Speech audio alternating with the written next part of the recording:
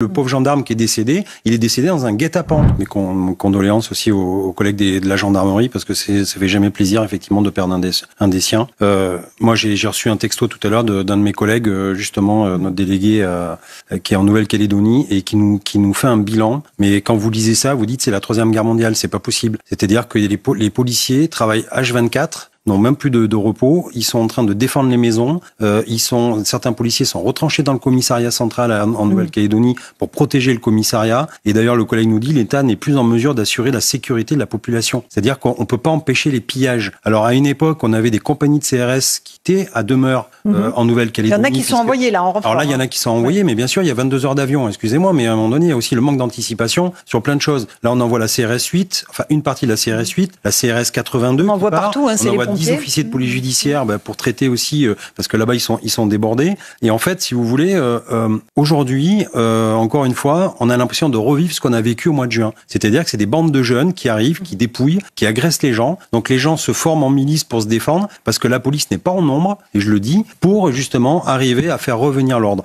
Alors on attend les renforts nous aussi, mais les collègues, c'est fort à l'amour, ils sont dans leur maison, ils défendent leur famille. Et c'est ça, ils préfèrent défendre les personnes que les biens, parce que là, il y a un moment, il faut laisser les magasins. On fait du tri, et sauf que les biens, mais il y a aussi toute une vie derrière les biens. Et en fait, il y a des gérants de sociétés qui défendent aussi leurs biens parce que tout part en fumée. Et donc, du coup, vous avez une guerre civile. Voilà. Et en face de vous avez des gens qui sont armés. Les gendarmes le disent, ils nous tirent avec tout ce qu'ils ont. Il y a des impacts de Brenec, de fusils de chasse. Donc, et là, le pauvre gendarme qui est décédé, il est décédé dans un guet-apens. C'est insurrectionnel, c'est la guérilla. Voilà, c'est des scènes de guerre. C'est plus des manifestants comme on peut voir avec des black blocs. Là, c'est des gens armés qui veulent vous tuer.